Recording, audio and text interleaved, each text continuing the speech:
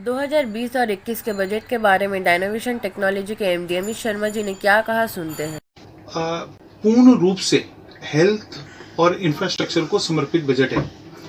बहुत कुछ इस बजट में जो है इन दोनों सेक्टर्स को दिया गया है। इसके अलावा अगर हम लोग देखें तो बैंकिंग, एजुकेशन, इंश्योरेंस और खास तौर से किसानों के लिए इसमें बहुत सारे प्रोविजन किए गए हैं, जो कि बहुत ही उत्साहवर्धक चीज भी है और समय की जरूरत भी थी। स्वास्थ्य बजट को अगर देखा जाए तो 2.38 लाख करोड़ रुपीस का जो है बजट रखा गया है, जो कि अगर हम पिछले साल से तुलना करें तो ये 135% है इसके अंदर में। अगर हम लोग सीनियर सिटीजन के लिए देखा जाए तो एक विशेष तरह की एक योजना इस बार लाई गई है कि जो 75 साल से ऊपर के जो हमारे बुजुर्ग हैं, अगर उनकी इनकम ब्याज या रेंट इनकम अगर किसी प्रकार की अगर हो रही है तो उनको आईटी रिटर्न भरने की कोई आवश्यकता नहीं होगी।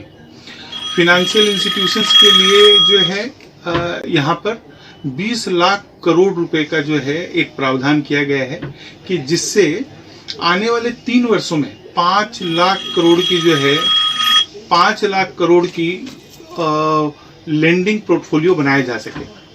इसके अलावा 7 गारमेंट पार्क्स की भी बात हुई है। डिजिटल इंडिया पे फोकस किया गया है इसके अंदर में। तो निश्चित तौर पर जो आईटी मार्केट है, कंप्यूटर मार्केट है, उसके अंदर में जो रिटेल बिजनेस है उसके अंदर में एक बूम जरूर आएगा। गवर्नमेंट की कुछ पिछली स्मार्ट सिटीज परियोजनाएं भी हैं जिसपे मुझे लग रहा है कि अगर हम लोग दृष्टि डालते हैं तो उसमें भी जो है विशेष ध्यान दिया जाएगा। अगर ओवरऑल अगर हम लोग ध्यान दें तो मुझे ये बजट बहुत ही संतुष्ट करता है। और इस समय में जब वर्ल्ड कोविड-19 पेंडेमिक क्राइसिस के समय में इस तरह का संतुलित बजट बहुत ही स्वागत योग्य है।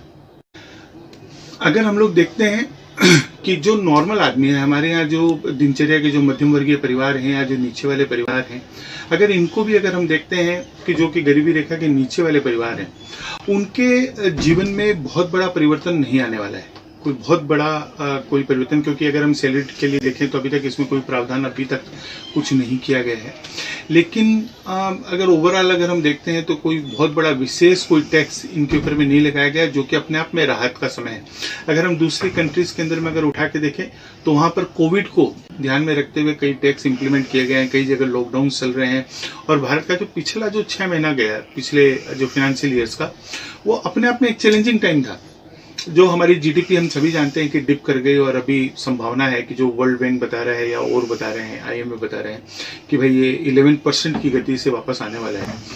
तो मुझे अभी इस तरह का कोई बहुत बड़ा प्रभाव कि इससे कोई बड़ा चाप पड़े या कुछ और पड़े, ऐसा मुझे नहीं लगता है।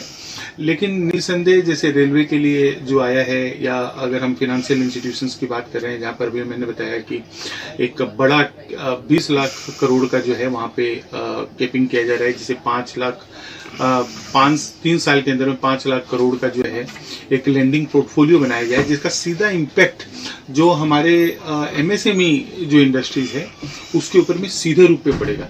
तो अगर पैसा डिफ्यूज होता है अगर फाइनेंशियल दुनिया के अंदर में, तो निश्चित तौर पर उससे एक देश की अर्थव्यवस्था में एक तेजी तो आती है।